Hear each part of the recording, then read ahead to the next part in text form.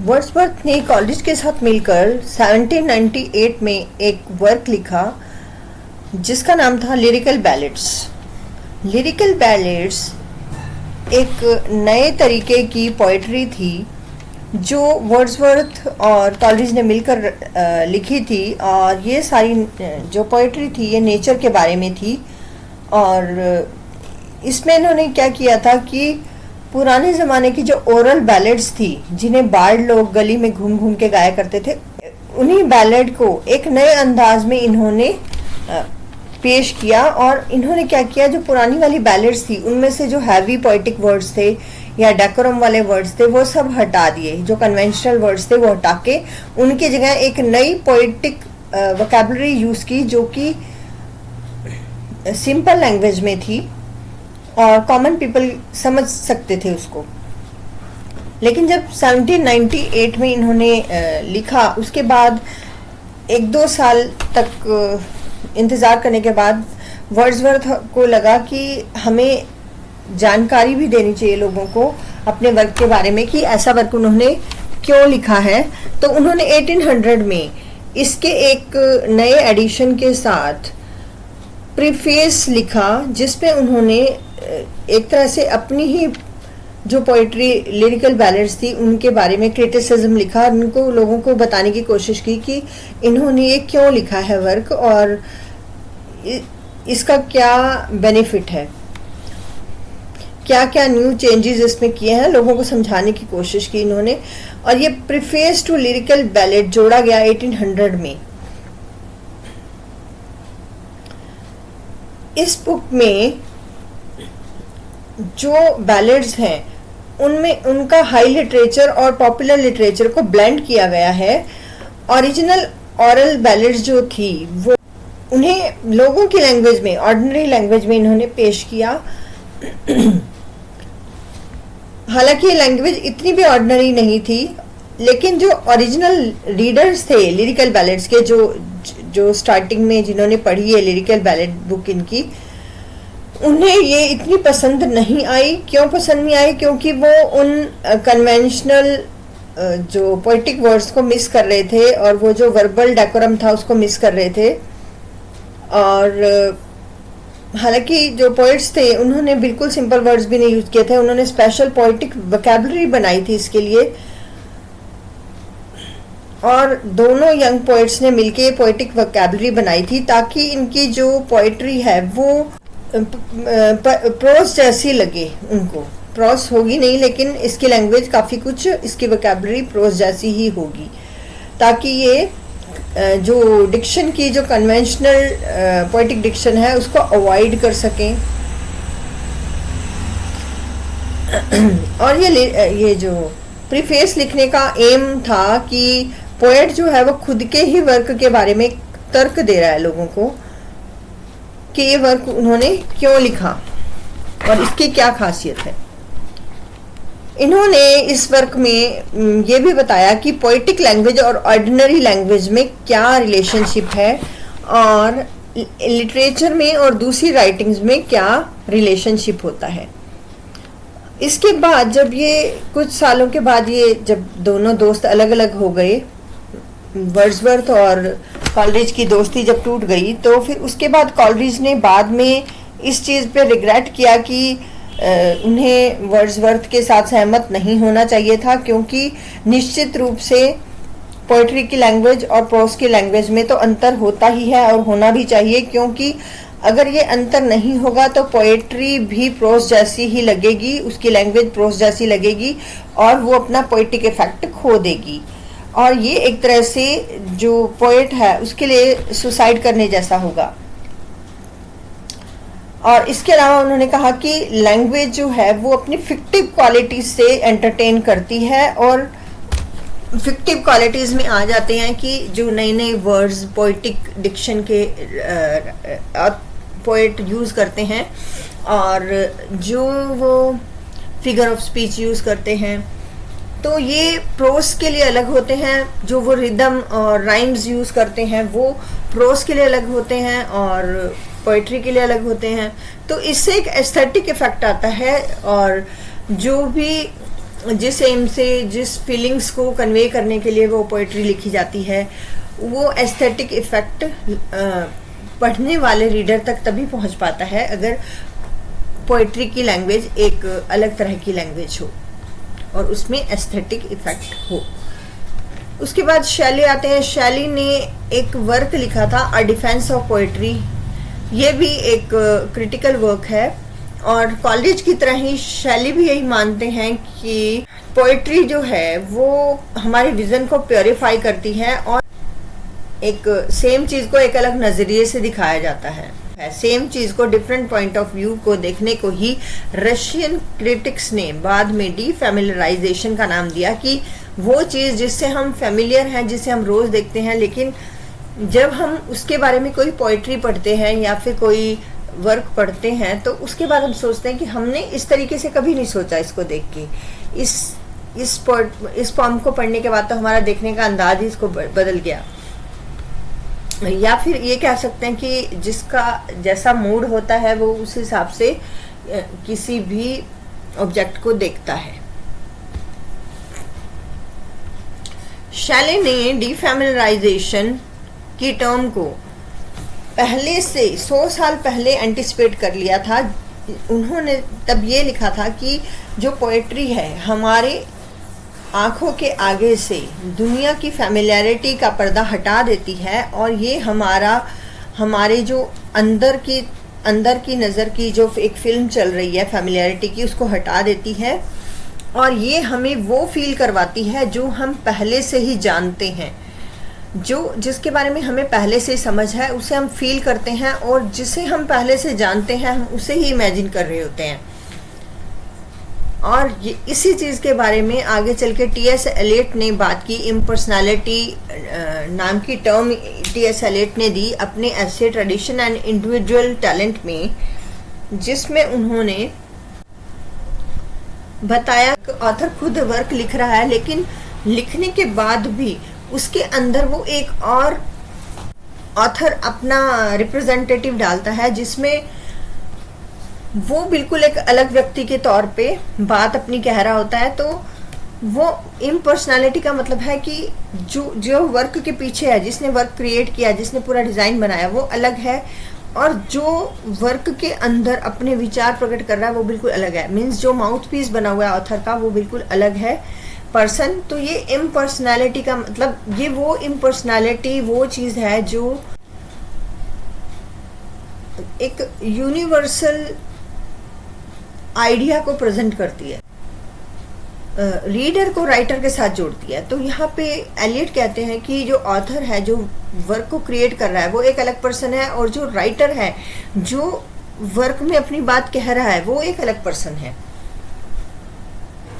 क्योंकि जो पोएट्री है वो सिर्फ कॉन्शियस प्रेजेंटेशन नहीं है हमारे पर्सनल एक्सपीरियंस की, कि जो भी हमारा पर्सनल एक्सपीरियंस है उसे हमने कॉन्शियसली लिख दिया, भाई संभल के लिखना है, कोई गलती नहीं हो जाए। लेकिन उसके अंदर हमारा एक अनकॉन्शियस जो विचार है वो भी इफ़ेक्ट, हमारे अनकॉन्शियस का इफ़ेक्ट भी हमारे कॉन्शियस प्रेजेंटेशन में ज़रूर आता है। यही इनके कहने का मतलब है। यहाँ पे शैली ने एक और बात भी कही है कि जो माइंड क्रिएट कर रहा है, कुछ भी माइंड क्रिएट कर रहा है, तो वो एक फेड होते हुए कोयले के समान है, जो दिखने में ऐसे लगता है जैसे उसके अंदर कुछ भी नहीं है, लेकिन अचानक से हवा का कोई झोंका आता है तो हमें उसके ऊपर की राख हटती है तो हमें उसके अंदर का ऑरेंज जो सुलगता हुआ जो उसका रूप है वो दिखता है, उसके अंदर की ब्राइटनेस दिखती है और दिखती है कि उसके अंदर भी कोई पावर है।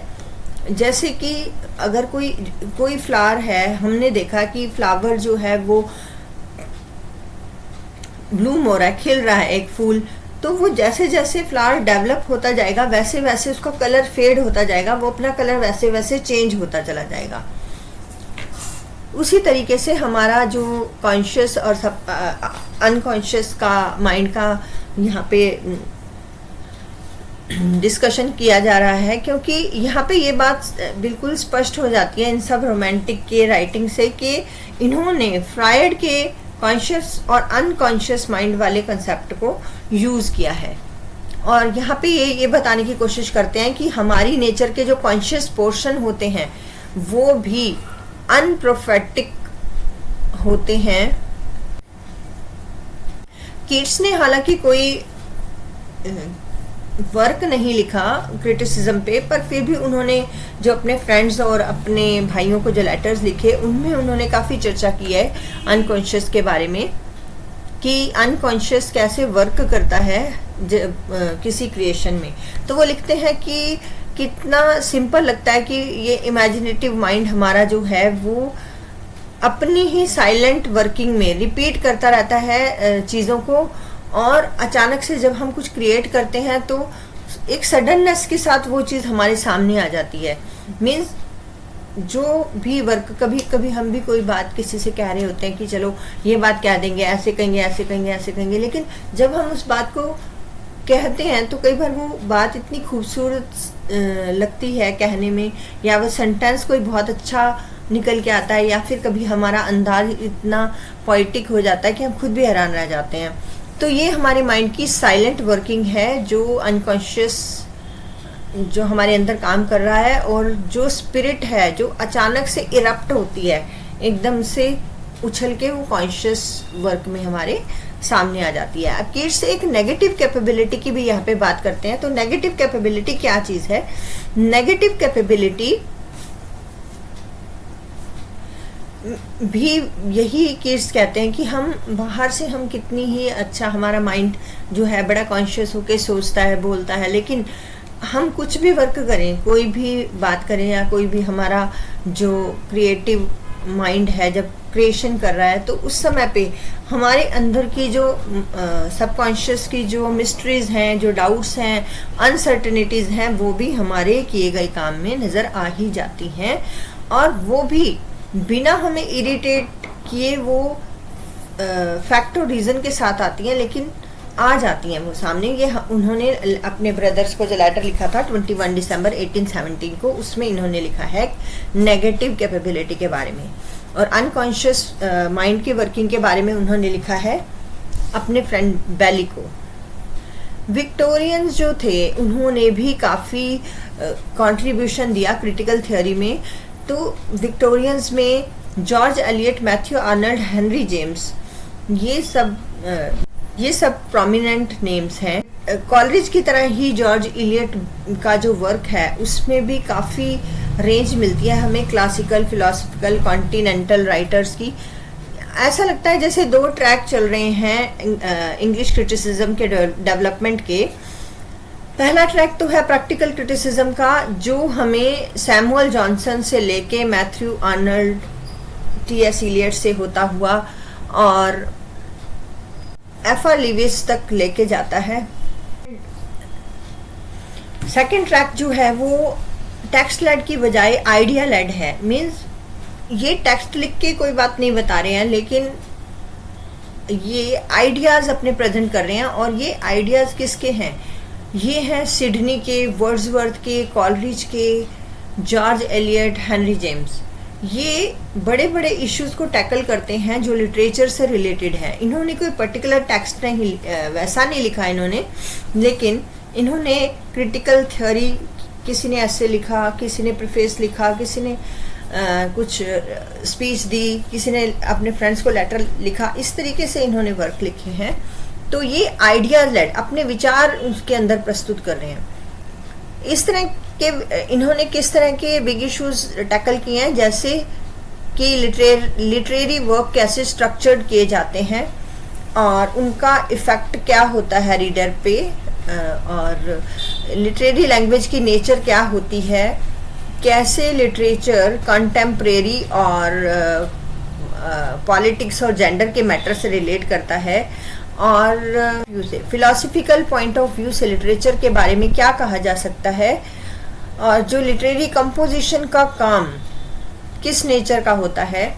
ये जो ट्रैक थे, इन्हीं में से ही एंग्लो अमेरिकन अप्रोचेस जो हैं वो निकली हैं और लिटरेचर को मिली हैं। अगर हम क्लोज रीडिंग वाला कंसेप्ट देखें, जो लिबरल ह्यूमनिज्म वाला है, जो आई.ए. रिचर्ड्स वाला है, एफ आर लिविस वाला है, कहाँ से आया ये दुनिया को कहाँ से मिला? ये मैथ्यू आर्नल्ड के विचारों से एफ आर लिविस बहुत ज़्यादा प्रभावित रहे हैं। मैथ्यू आर्नल्ड ने ही सबसे पहले इस बारे में बात की थी 19th सेंचुरी में। तो एफ आर लिविस जो हैं उन्होंने अपने बहुत सारे आइडियाज़ और एटीट्यूड जो वो लिटरेचर के प्रति प्रेजेंट करते हैं मैथ्यू आर्नल्ड से लिए, क्योंकि ये मैथ्यू आर्नल्ड के बहुत बड़े फ़ैन थे। अब आर्नल्ड किस तरह से देखते हैं लिटरेचर? मैथ्यू आर्नल्ड जो है वो विक्टोरियन है। उन्होंने देखा कि रिलीजन जो है वो कम होता जा रहा है, लोगों का रिलीजन पर से विश्वास उठता चला जा रहा है। बहुत सारे जो नेशन स्टेट्स थे उनमें डेमोक्रेसी आ गई थी, तो वो देख रहे थे कि डेमोक्रेसी की जो रिस्पॉन्सिबिलिटी है वो मिडिल क्लास पर ही पड़ेगी आके, और वो मिडिल क्लास जो है वो पहले से ही मटेरियलिज्म की वजह से बिगड़ती जा रही है। और इसके अलावा वो देख रहे हैं कि अब रिलीजन जो है, पुअर क्लास जो है उसका रिलीजन से इतना कोई खास लेना देना नहीं है, तो रिलीजन की जगह कौन लेगा? तो कौन वैल्यू सिखाएगा? अगर रिलीजन में इंटरेस्ट लोग नहीं ले रहे हैं तो कौन वैल्यू सिखाएगा? कौन जो सामाजिक ट्रेडिशंस हैं, कल्चर है, उसे कौन जिंदा रखेगा? तो उनको ये लग रहा था कि मिडिल क्लास से ही उम्मीदें थी, और मिडिल क्लास तो पहले से ही मटेरियलिज्म में फंसी हुई है। तब उन्होंने देखा कि ये सिर्फ लिटरेचर ही है जो रिलीजन की जगह ले सकता है, लिटरेचर ही वैल्यू सिखा सकता है, लिटरेचर ही कल्चर सिखा सकता है। लेकिन उन्होंने सोचा कि मिडिल क्लास को लिटरेचर के बारे में कौन बताएगा, कौन जानकारी देगा, कौन इन्हें बताएगा, कौन इन्हें गाइड करेगा? तो उनके दिमाग में आता है कि जो क्रिटिक है वही हेल्प कर सकते हैं ऐसे लोगों की, वो जानने में जो दुनिया में सबसे अच्छा जाना गया और जो सबसे अच्छा सोचा गया दुनिया में, वो सिर्फ क्रिटिक ही हैं जो लोगों को बता सकते हैं। आर्नल्ड का जो बेस्ट वर्क है जिसमें उन्होंने अपने सारे विचार लिखे हैं वो है, एक वर्क तो है the function of criticism at the present time, और एक है द स्टडी ऑफ पोएट्री। वो ये आर्ग्यू करते हैं लिटरेचर के बारे में कि लिटरेचर जो है वो डिसइंटरेस्टेड रहना चाहिए।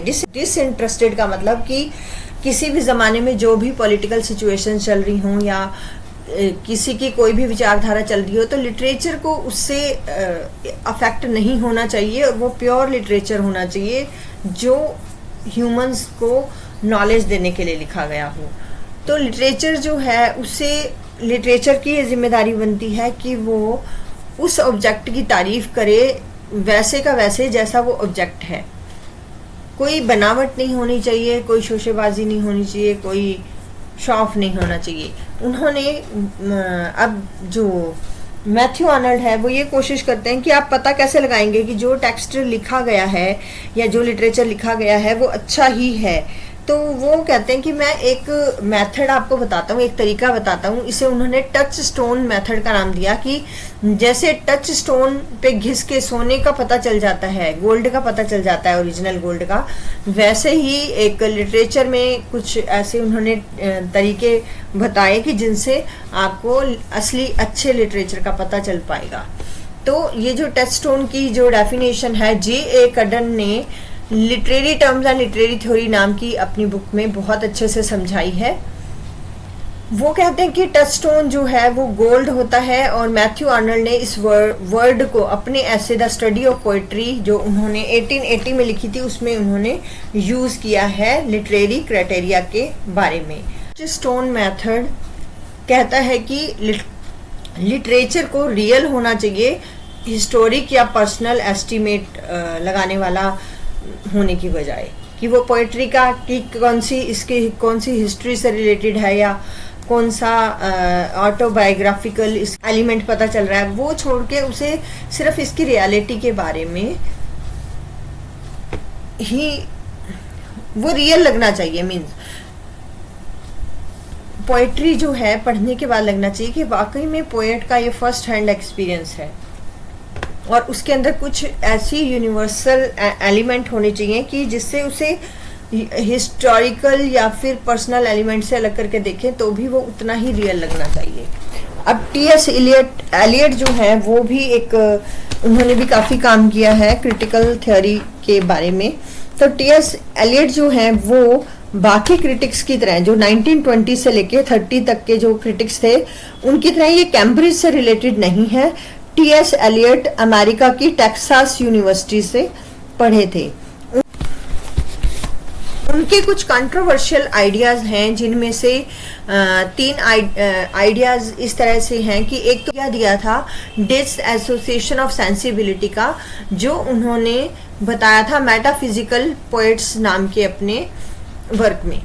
डिसएसोसिएशन ऑफ सेंसिबिलिटी में वो टी.एस. एलियट कहते हैं कि जिस तरह से मेटाफिजिकल पोएट्स जो हैं वो फिजिकल पैशंस को और जो डीप ह्यूमन फीलिंग्स को एक साथ मिक्स करके लिखते थे, वो वाली बात उनके बाद वाले पोएट्स में जैसे इंटेलेक्चुअलिटी फील नहीं हो रही, तो दोनों को एकदम बहुत ज़्यादा मिक्स नहीं कर पाते थे वो। तो यहाँ पे डिसएसोसिएशन ऑफ सेंसिबिलिटी की बात इन्होंने की है। इम्पर्सनैलिटी में वो पहले हम बात कर ही चुके हैं कि 2 पार्ट ऐसे है ट्रेडिशनल एंड इंडिविजुअल टैलेंट का, कि राइटर और एक ऑथर होता है वो वर्क के पीछे होता है, राइटर जो होता है वो वर्क के अंदर जो भी बात कह रहा है, जो कहानी सुना रहा है वो होता है।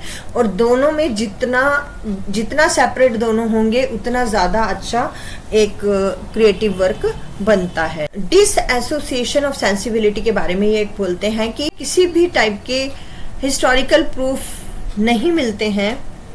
एलियट कहते हैं कि ऐसा इसलिए हुआ होगा क्योंकि इसी रीजन से इंग्लिश सिविल वार भी हुआ होगा। और डिसएसोसिएशन ऑफ सेंसिबिलिटी के जो एक बहुत अच्छा जो क्रिटिक दिया है वो फ्रैंक कर्मोडे ने अपनी बुक रोमांटिक इमेज में दिया है। उन्होंने इस बारे में टी.एस. एलियट को क्रिटिसाइज किया है। जो उनका आइडिया ऑफ इम्पर्सनैलिटी है वो ओरिजिनलिटी से बहुत ज़्यादा दूर है और सेल्फ एक्सप्रेशन उसमें नहीं दिखाई देता, क्योंकि वो कहते हैं कि राइटर और जो ऑथर हैं वो दोनों अलग अलग हैं, तो वहाँ पे वो ओरिजिनलिटी से काफ़ी दूर महसूस होते हैं। कहते हैं कि पोएट का वर्क का जो बेस्ट पार्ट होता है वो वही होता है जिसमें की आवाज़ में उसके प्रीडिसेसर्स मतलब उसके पूर्वजों की भी आवाज़ सुनाई दे सके, वही सबसे बेस्ट आवाज़ होती है। तो यही चीज़ इम्पर्सनैलिटी के बारे में कही गई है। इम्पर्सनैलिटी में एक इमोशनल डिटैचमेंट रहता है और इम्पर्सनैलिटी में जो इंडिविजुअल कैरेक्टर अलग से नहीं होता एक, और वहाँ पे किसी को एक यूनिक इंडिविजुअल नहीं समझा जाता। इसमें राइटर का पर्सनल बायोग्राफी या इमोशंस देखने को नहीं मिलते, क्योंकि वहाँ पे वो एक प्योर आर्ट क्रिएट करने की कोशिश कर रहा है, जिसमें वो एक यूनिवर्सल एलिमेंट क्रिएट करने की कोशिश कर रहा है अपने वर्क के साथ।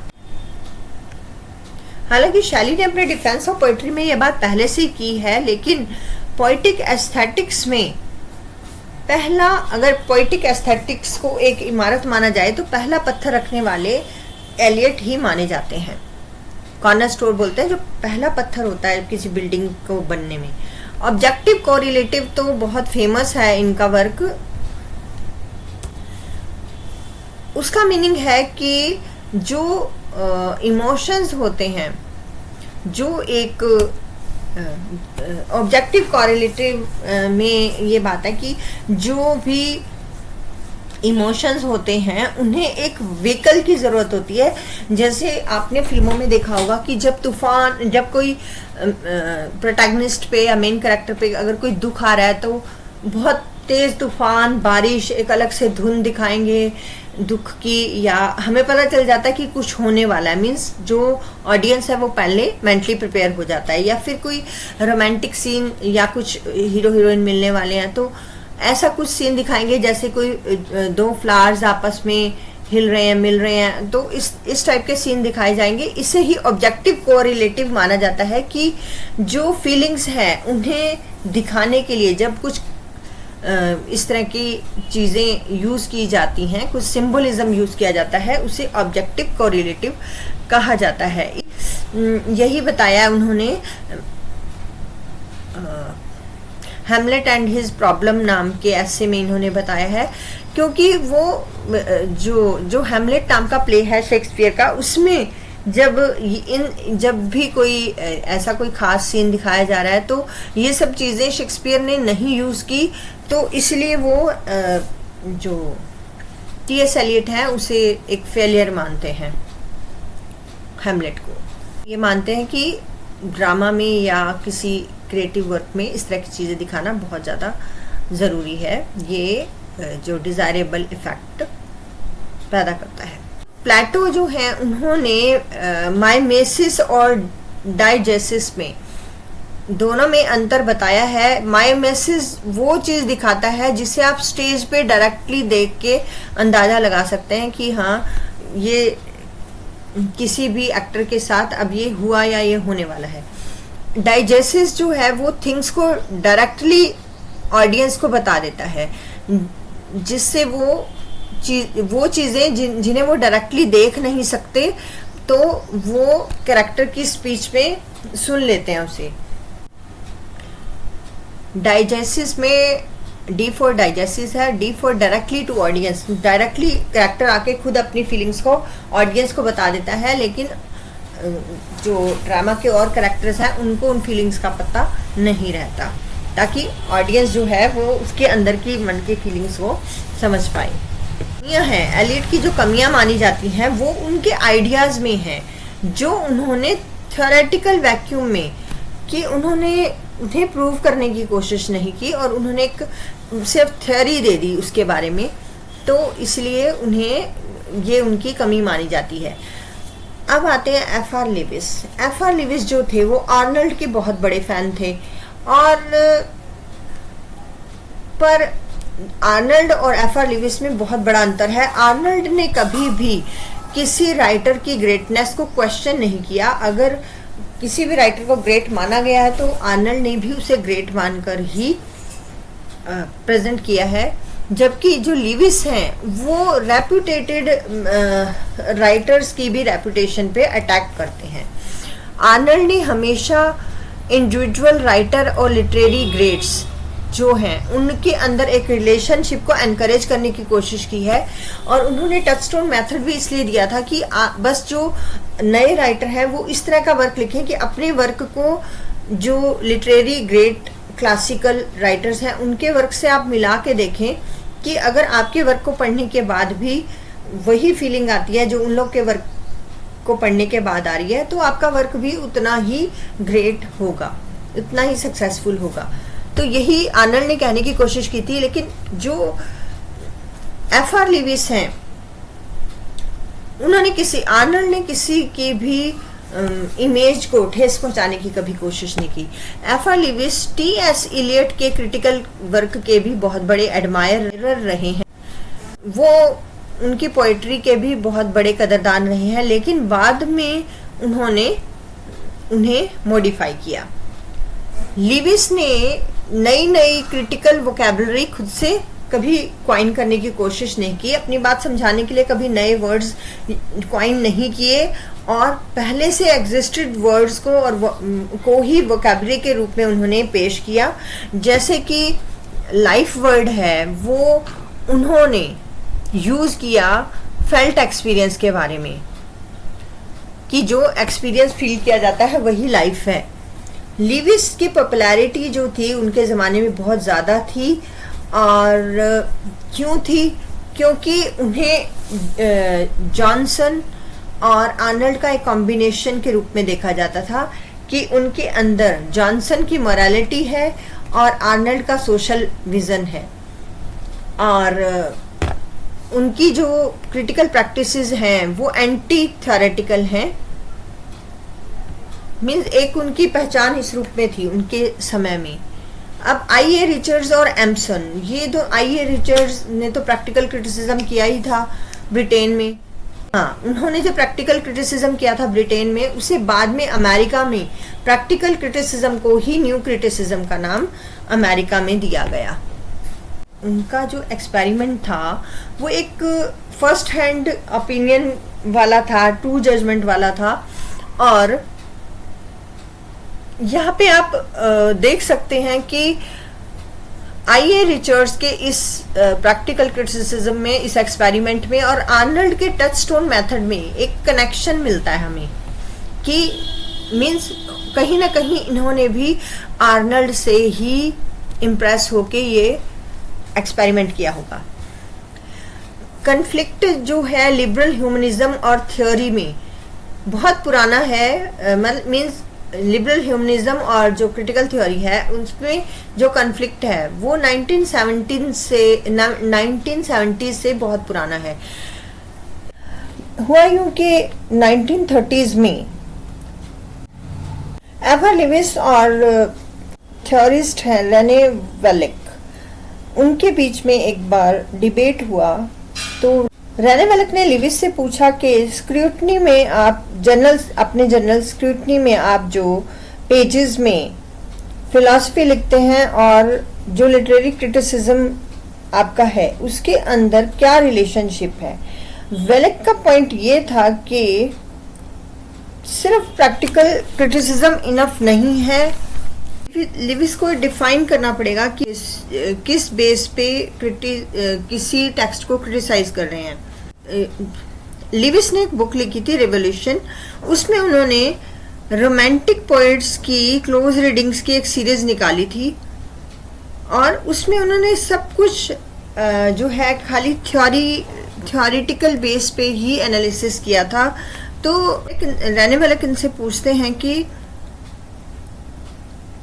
आपने जो भी इतना खुल के इनका क्रिटिसाइज किया है इन्हें, तो आप सिस्टमैटिकली उन्हें डिफेंड करके दिखाइए। और जो लिविस है उन्होंने कुछ भी कहने से या अपनी जो थ्योरीज हैं उन्हें डिफाइन करने से मना कर दिया। अब आवाज़ें उठने लगी। अब जो लिबरल ह्यूमनिस्ट थे वो बार बार जो इनका रिफ्यूज़ल था कि लिबरल ह्यूमनिस्ट मेथड काफ़ी है और नेचुरल है और उसे हाथों हाथ लिया जाना चाहिए लिटरेचर में ये। और अब तो जो अलग अलग क्रिटिकल थ्योरीज थे वो जवाब मांगने लगे कि जो भी आप क्रिटिसाइज कर रहे हो किस बेस पे कर रहे हो क्रिटिसाइज, और उसका क्या आप उसके बारे में रीज़न देना चाहते हो वो आप खुल के बताइए। अगर इन चीज़ों को एक्सप्लिसिट किया जाएगा तो ही लिबरल ह्यूमनिस्ट अजम्पशंस की वीकनेसेस सामने आ पाएंगी और प्रोसीजर्स हैं वो स्पष्ट हो पाएंगे और जो दूसरी अप्रोचेज हैं उन्हें भी चांस मिलेगा इन्हें रिप्लेस करने का।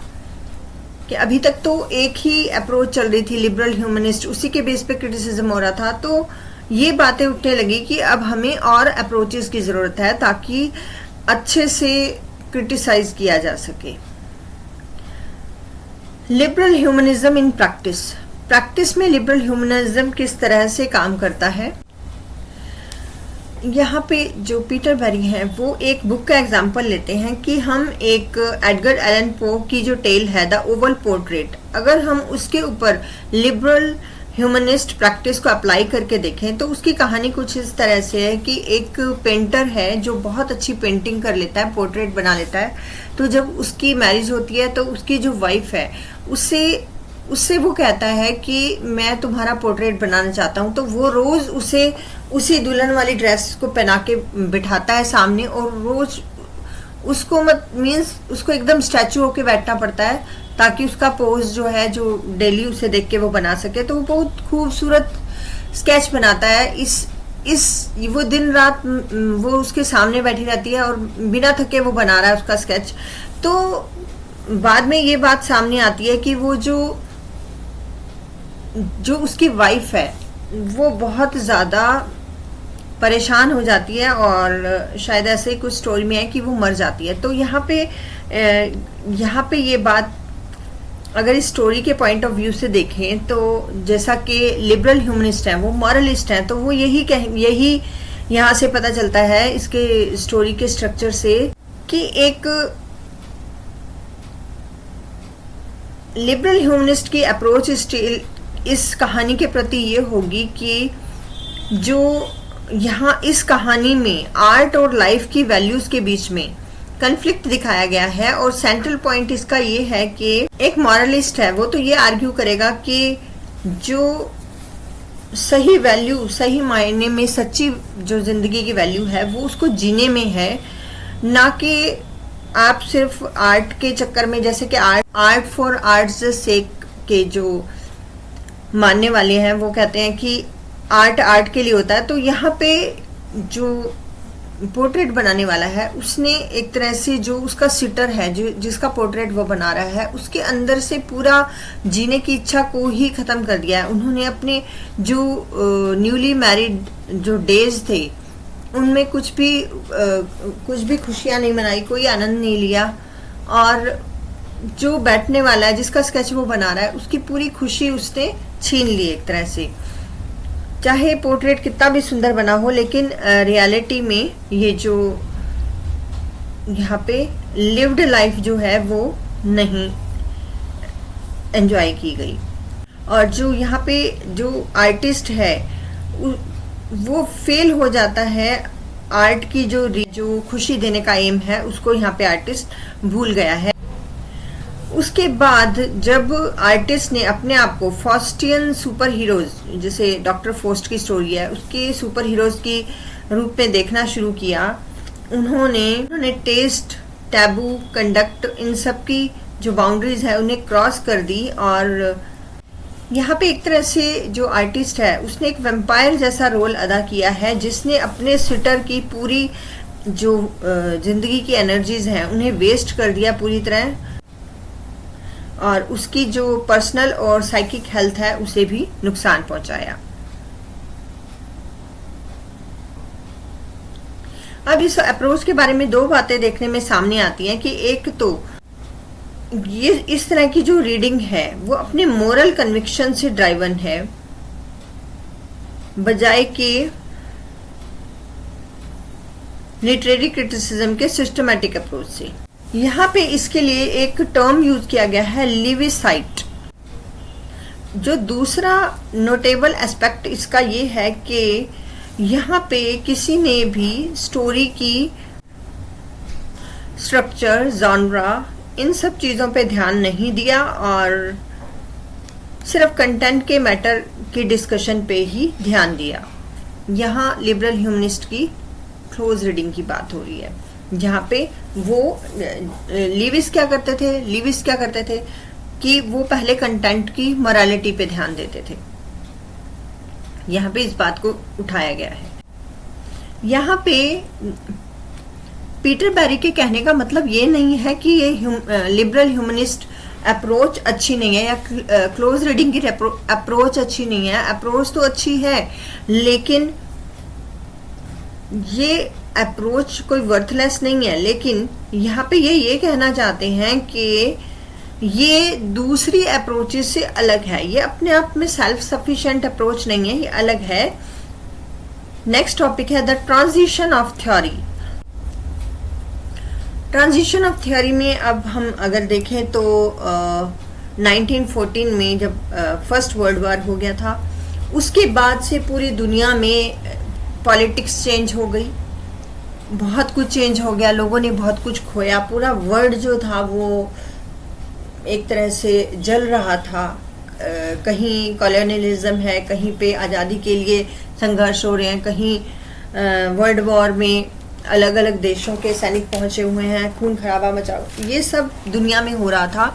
तो उसके इन सब का जो इम्पैक्ट है वो आर्ट पर भी पड़ा, लिटरेचर पर भी पड़ा। उसी के बारे में यहाँ बात हो रही है कि उसके बाद जो थ्योरी है वो काफ़ी चेंज हो गई।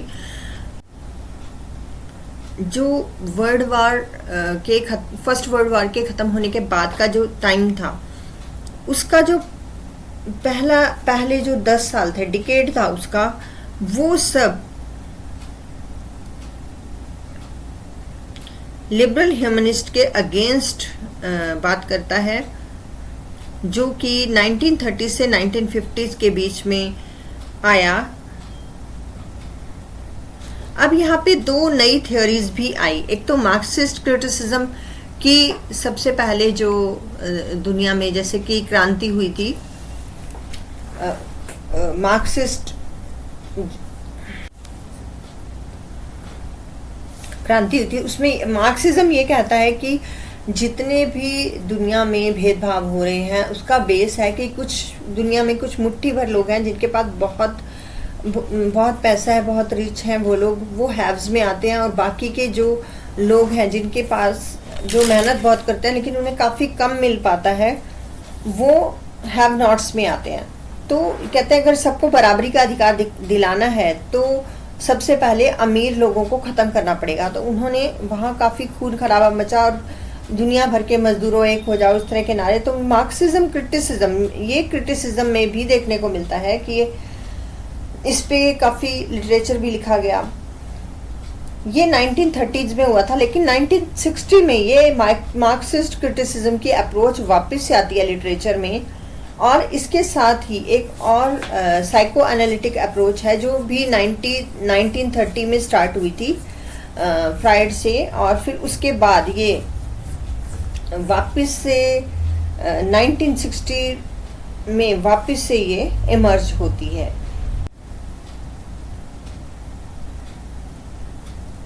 अब इन अप्रोचेस के आने से काफ़ी फ़र्क पड़ गया लिटरेचर के एनालिसिस में, और ये जो अप्रोचेस थी ये लिबरल ह्यूमनिस्ट की जो पुराने ज़माने की जो विचारधारा थी, जो आइडियोलॉजी थी, उन पे अटैक कर रही थी।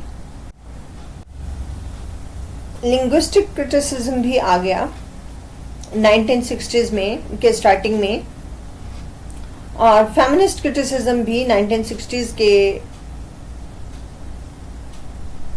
स्टार्टिंग में आया, अपने अर्ली फॉर्म्स में आया ये, और 1960s के एंड तक फेमिनिस्ट क्रिटिसिज्म काफ़ी इम्पॉर्टेंट बन गया।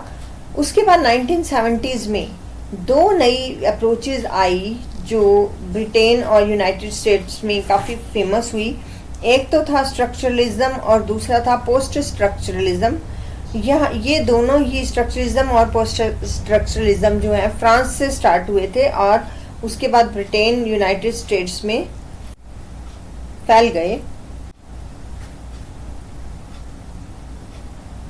इन दो अप्रोच का इफेक्ट इतना ज़्यादा पावरफुल था कि 1970s और 80s के स्टार्टिंग में एक ऐसी सिचुएशन बन गई जिसे इंग्लिश के डिसिप्लिन में क्राइसिस या सिविल वार कहा गया।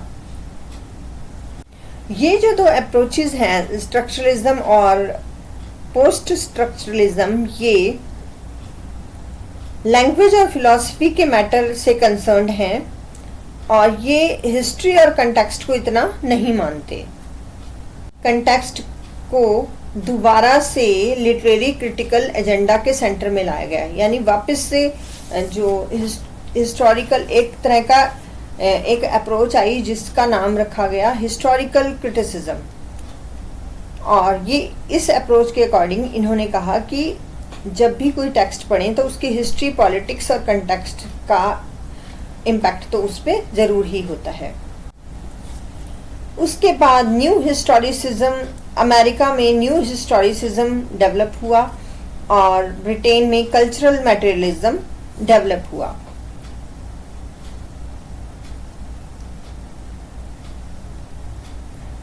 ये दोनों मिलके लिटरेचर को एक कंप्लीट अप्रोच प्रदान करते हैं, तो इसे कहते हैं होलिस्टिक अप्रोच। और इन दोनों का मिला जुला रूप होलिस्टिक अप्रोच है जो इस बात पे एम करता है कि लिटरेरी और हिस्टोरिकल स्टडी को दोनों को इंटीग्रेट किया जाना चाहिए और साथ ही स्ट्रक्चरलिस्ट और पोस्ट स्ट्रक्चरलिस्ट इनसाइट्स को ध्यान में रखते हुए ही किसी टेक्स्ट का स्टडी किया जाना चाहिए। मीन्स इनके कहने का, होलिस्टिक अप्रोच के कहने का मतलब ये है कि अगर किसी किसी टेक्स्ट को आप एनालिसिस कर रहे हैं तो उसके स्ट्रक्चर का ध्यान भी रखें, और स्ट्रक्चर में जो मीनिंग्स हैं वो एक जगह पे नहीं होते। तो आपको स्ट्रक्चरलिस्ट, पोस्ट स्ट्रक्चरलिस्ट इनसाइट्स को ध्यान में रखते हुए और हिस्टोरिकल और कल्चरल मटेरियलिज्म के अप्रोचेस को भी यूज़ करना चाहिए। उनके पॉलिटिकल और जो भी सोशल और उसके जो किस कंटेक्स्ट में वो बुक लिखी गई है या टेक्स्ट लिखा गया है वो भी ध्यान में रखते हुए उसका एनालिसिस करना चाहिए। फाइनली 1990s में काफ़ी ग्रैंड एक्सप्लेनेशंस आ जाती हैं और अलग अलग टाइप की थ्योरीज की अप्रोचेस देखने को मिलती हैं, जैसे पोस्ट कॉलोनियलिज्म जो है वो मार्क्सिस्ट जिस तरीके से एक्सप्लेन करते हैं चीज़ों को, उस आइडिया को वो बिल्कुल ही रिजेक्ट कर देते हैं। और पोस्ट कॉलोनियलिज्म बोलते हैं कि जिन लोगों से जो कॉलोनीज हैं वो अब फ्री हो गई हैं, मींस जो नेशन अब फ्री हो गए हैं कॉलोनियलिज्म से, वहाँ पे भी लोग जो हैं वो एक सेपरेटेडनेस और अदरनेस फील करते हैं। उन सब बातों पे भी ध्यान देने की ज़रूरत है, क्योंकि उनके बारे में भी लिखा गया है, तो आपको वो वाला पॉइंट ऑफ व्यू भी देखना पड़ेगा। तो यहाँ पे मार्क्सिस्ट एक्सप्लेनेशन की सब लोग बराबर हैं और ये सब नहीं चलेगा। पोस्ट मॉडर्निज्म जो आता है वो स्ट्रेस करता है कि जो वर्ल्ड वॉर के बाद जो सब चीज़ें हैं वो अलग अलग हो चुकी हैं, तो यहाँ पे आपका लिबरल ह्यूमनिज्म नहीं चलेगा, बल्कि जिस तरीके से जो पहले मॉडर्निज्म आया, उन्होंने चीज़ों को नए अंदर कि हम तो ट्रेडिशन को नहीं मानेंगे, हम ट्रेडिशनल चीज़ों को नहीं मानेंगे, हम अपने सेल्फ सफिशिएंट हैं, और इस तरीके से वर्ल्ड में एक नई थ्योरी आ गई।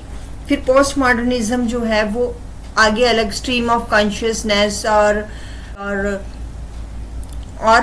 अलग अलग जो थियरिस्ट आए और उन्होंने अपने अपने कंसेप्ट दिया, और पोस्ट मॉडर्निज्म इस तरह से एक अप्रोच आगे चला। उन्होंने कहा कि अब यहाँ पे वर्ड जो है वो फ्रेगमेंटेड हो चुका है। फ्रेगमेंटेड मतलब अलग अलग तबके के लोग अलग अलग हैं, अपने जो बता रहे हैं कि वहाँ पे भी फेमिनिज्म अप्रोच के भी आगे और सब डिवीज़न हुए। उन्होंने कहा कि जेंडर स्टडीज़ भी आ रही हैं फेमिनिज्म में, गे स्टडीज़ भी आ रही हैं, लेस्बियन स्टडीज़ भी आ रही हैं। इस तरह से अलग अलग टाइप का लिटरेचर, अलग अलग टाइप की स्टडीज लिटरेचर में शामिल होती चली गई। फिर उसके बाद ब्लैक फेमिनिस्ट भी आ गया, फेमिनिज्म वुमनिस्ट आ गया, फेमिनिस्ट आ गया, क्रिटिसिज्म में काफी कुछ चीजें शामिल हो गई।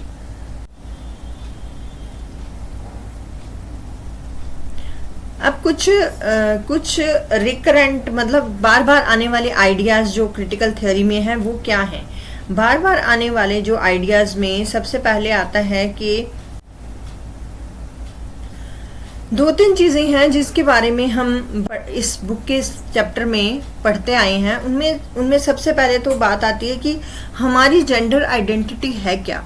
कि जैसे जो समाज है उसने पहले जो इंसान है, एक इंसान को दो उसके फॉर्म्स में डिवाइड किया, दो तरह की आइडेंटिटी उसकी बनाई कि एक मेल है और एक फीमेल है। उसके बाद उन्होंने उस जेंडर आइडेंटिटी में भी आगे ट्रांसजेंडर और कई और चीज़ें निकल आई उसमें। उसके बाद दूसरी चीज़ जो हम इन स्टडीज़ में पढ़ते हैं, जो बार बार यहाँ पे रिपीट हो रही है, वो ये है कि हमारा जो इंडिविजुअल सेल्फहुड है कि हमारी खुद की आइडेंटिटी क्या है, एक पर्सन की खुद की आइडेंटिटी क्या है। जैसे स्टार्टिंग में उसे नेशनैलिटी से जोड़ा गया, लेकिन आखिर इंडिविजुअल सेल्फहुड है क्या। और फिर तीसरी चीज आती है कि लिटरेचर अपने आप में किस चीज को बताता है, किस चीज का नोशन है लिटरेचर। और ये बहुत ही देखा जाए तो जिस तरह से हमने अभी अलग अलग अप्रोचेस की रोशनी में से देखा, तो हमें ये पता चला कि एक्चुअल में ये सब चीज़ें बहुत ज़्यादा फ्लूइड हैं और बहुत ज़्यादा अनस्टेबल चीज़ें हैं जो समय के साथ साथ बदलती रहती हैं। ये कोई फिक्स और रिलायबल एसेंसेस नहीं है। कहीं ना कहीं ये सोशली कंस्ट्रक्टेड है और सोशल और पॉलिटिकल फोर्सेस पे डिपेंडेंट हैं अपने शेप के लिए। और अपने जो ये सोशल और पॉलिटिकल फोर्सेस हैं, यही लोगों को इस टाइप से बना देती हैं, इस तरह का एक स्ट्रक्चर खड़ा करती है समाज में कि वो हम लोग इस तरीके से ही सोचना शुरू कर देते हैं। सोसाइटी, जिस सोसाइटी में मेल डोमिनेटेड सोसाइटी शुरू से हम देखते हैं, जब से हम पैदा होते हैं, बड़े होते हैं, देखते हैं, तो हमारे दिमाग में वो चीज़ फिक्स होने लग जाती है। हमारे वो अंदर कहीं ना कहीं हमारे जो न्यूरो स्ट्रक्चर में आ जाती है वो कि हाँ, हम ये मेल है, ये फीमेल है, ये सब चीज़ें ये सोशली कंस्ट्रक्टेड है, ऐसा इसमें कहा गया है। फिलोसफिकल टर्म में इन सबको कॉन्टिंजेंट कैटेगरीज में रखा जाता है कि एक कंटिंजेंट मीन्स कोई रिप्रेजेंट कर रहा है, रिप्रेजेंटिंग कैटेगरीज में आ जाता है। ये उस स्टेटस को बताती हैं कॉन्टिंजेंट कैटेगरीज कि जो कि टेम्परेरी है, प्रोविजनल है, सरकमस्टांस डिपेंडेंट है। ये कोई भी चीज़ पूरी तरह पूरी नहीं है, इसीलिए कोई फिक्स्ड ट्रूथ कहीं पे भी एस्टैब्लिश्ड नहीं है। और ये जो जितनी भी तरह की फॉर्म्स की आप इंटेलेक्चुअल इंक्वायरी अगर करें तो ये सब कुछ प्रोविजनल है। प्रोविजनल का मतलब कि कुछ समय के लिए बनाई गई हैं। ये जो थ्योरी है, ये यहाँ पे कुछ ऐसा कहने की कोशिश की गई है कि ये एसेंशियलिज्म है। एसेंशियलिज्म का मतलब कि भगवान ने हमें ऐसा बनाया है, हम सब इनबॉर्न मीन जन्म से ही ऐसे हैं। लेकिन यहाँ पे कुछ बहुत सारी थ्योरीज हैं इस बुक में जो डिस्कस की गई हैं, वो ये बताती हैं कि हम एंटी एसेंशलिस्ट है। मीन्स हम नहीं मानते कि ये सब भगवान ने बनाया, ये सब सोशली कंस्ट्रक्टेड है और सोसाइटी और पॉलिटिक्स की फोर्सेस की वजह से ये सब डिस्क्रिमिनेशन किए जाते हैं। ये सब जो कुछ भी हम समाज में पहले से बनी हुई आइडियोलॉजीज को सुनते आते हैं, जैसे कि हमने अभी इस चैप्टर में बात की डिसइंटरेस्टेडनेस की, कि कोई भी चीज़ जो होती है वो टेक्स्ट में डिसइंटरेस्टेडनेस के साथ जो चीज़ लिखी गई होगी उसे हम यूनिवर्सल मान लेते हैं। तो यहाँ पे उसको भी अनडिफेंडेबल माना गया है कि वो भी चीज़ ज़रूरी नहीं है यूनिवर्सल हो। जो जिस चीज़ पे हम ये देखें कि कोई उस ज़माने की पॉलिटिक्स से रिलेटेड वो चीज़ नहीं है या उस ज़माने की सोशल फोर्सेस का कोई इम्पैक्ट उस पर नहीं है। तो यहाँ पे यही बताया गया है कि सब चीज़ें जो हैं जब से हम पैदा होते हैं तब से ये जो एंटी एसेंशलिस्ट थ्योरी है वो मानते हैं। जो थ्योरिस्ट हैं वो टोटलाइजिंग को डिस्ट्रस्ट मानते हैं। मीन्स टोटलाइजिंग को नहीं मानते कि कोई भी चीज़, कोई भी पर्सन अपने आप में कंप्लीट नहीं है, टोटल नहीं है अपने आप में। कोई भी चीज़, कोई भी आइडिया, कोई भी दुनिया की कोई भी चीज़, सब चीज़ें जो है वो इनकम्प्लीट है। तो थ्योरिस्ट टोटलाइजिंग में नहीं मानते। कोई भी प्रैक्टिकल, कोई भी प्रोसीजर अगर चल रहा है तो वो अपने से पहले किसी आइडियोलॉजी से या किसी प्रोसीजर से ही एक्सटेंड होके आया है या उसके ओपोजिशन में आया, कैसे तो है। तो यहाँ पे एक बात और है कि ये जो कंटेंशन है कि हम अगर संतुष्ट होके बैठ जाएं कि जो हमें बता दिया है बस हम तो वही मानेंगे, तो यही चीज़ प्रॉब्लमेटिकल है। और ओपोनेंट्स हैं वो यही आर्ग्यूमेंट्स देते हैं। लैंग्वेज अपने आप में प्री डिटरमाइन करती है, पहले से ही डिसाइड कर लेती है लैंग्वेज, और वही हमें ये बताती है कि क्या कंडीशंस हैं, क्या लिमिट्स हैं, जो भी हम देखते हैं। इस तरह जो सारी अगर रियलिटी मानी जाए तो लैंग्वेज से ही क्रिएट होती है, कंस्ट्रक्ट की जाती है, और कोई भी चीज़ अनप्रॉब्लमेटिकल वे में नहीं है। हर चीज़ के साथ कहीं ना कहीं कोई ना कोई कन्फ्लिक्ट, कोई ना कोई विरोध ज़रूर आएगा। अगर आपने कोई भी आइडियोलॉजी लिया है तो वो कंप्लीट नहीं है, उसका कहीं ना कहीं ओपोजिशन ज़रूर होगा। लैंग्वेज रियलिटी को रिकॉर्ड नहीं करती, ये सिर्फ रियलिटी को शेप देती है और रियलिटी को क्रिएट करती है।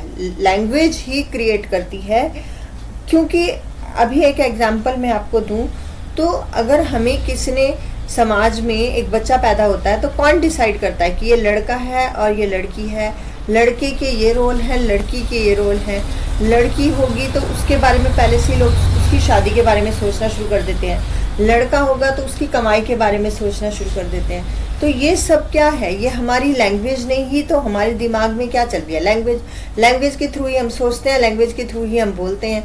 इस तरह से ही हम रियलिटी को, जो लैंग्वेज है वो रियलिटी को रिकॉर्ड नहीं करती है, वो रियलिटी को शेप देती है और उसे क्रिएट करती है। पहले क्रिएट करती है, उसको शेप भी वही देती है। इस तरह से ये जो पूरा यूनिवर्स है ये सारा टेक्सचुअल है। राइटर ने जो एक टेक्स्ट लिखा तो उसका जो मीनिंग है सिर्फ राइटर ही नहीं बना रहा, जो रीडर है वो भी अपना एक अलग मीनिंग निकालता है। तो एक टेक्स्ट को रीडर और राइटर दोनों मिलके मीनिंग उसको प्रोवाइड करते हैं। किसी भी लिटरेरी वर्क में मीनिंग्स कभी भी फिक्स्ड नहीं होते, रिलायबल नहीं होते, पर हमेशा वो मीनिंग शिफ्टिंग होते रहते हैं। एक ही वर्ड के कई कई मीनिंग होते हैं, एक मीनिंग भी कई तरह के होते हैं, और वो मीनिंग जो है वर्ड का कभी भी क्लियर नहीं होता, वो हमेशा एम्बिगुअस होता है। लिटरेचर में सभी तरह की राइटिंग में कभी भी फिक्स्ड या डेफिनेट मीनिंग नहीं मिलेंगे आपको, बल्कि मीनिंग के अनगिनत जाल मिलेंगे जो लैंग्वेज के द्वारा बनाए जाते हैं। तो सभी के सभी जितनी भी टेक्स्ट आप पढ़ लें, सभी की सभी सेल्फ कॉन्ट्राडिक्टरी होती हैं, यानी टेक्स्ट अपने आप में जो बात कह रही है वो खुद ही डिनाई करती है, उसको अपने आप में कन्फ्लिक्ट प्रेजेंट करती है। तो जो टेक्स्ट हैं वो सेल्फ कॉन्ट्राडिक्टरी होती हैं,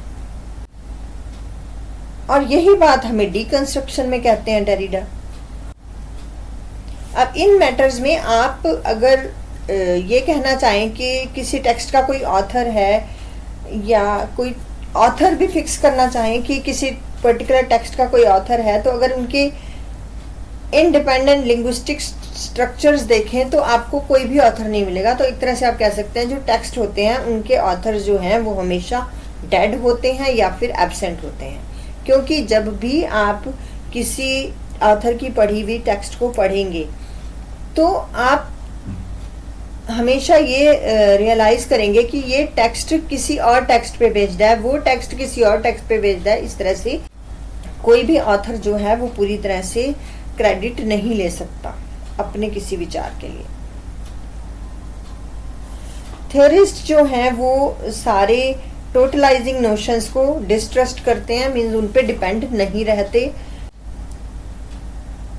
क्योंकि किसी भी बड़ी से बड़ी, ग्रेट से ग्रेट बुक की भी एब्सोल्यूट या सेल्फ सस्टेनिंग कैटेगरी नहीं मानी गई है, और हर बुक किसी न किसी सोशो पॉलिटिकल कंडीशन से निकली है,